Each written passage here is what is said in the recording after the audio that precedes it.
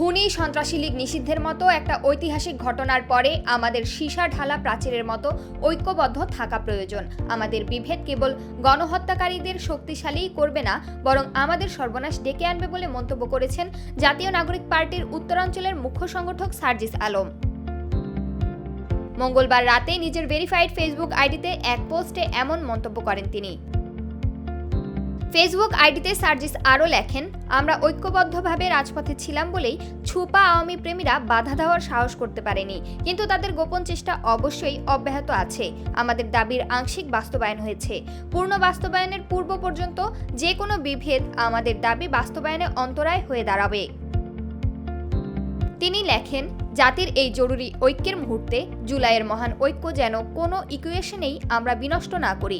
অস্তিত্বের এই লড়াইয়ের চেয়ে অন্য কোনো কিছুর প্রায়োরিটি যেন কখনোই বেশি না হয়, অন্যথায় ইতিহাস ও জনতার আদালতে দোষী হিসেবে সেই নামগুলো আজীবন লেখা থাকবে। প্রমা কান্তা কোয়েল, বার্তা 24।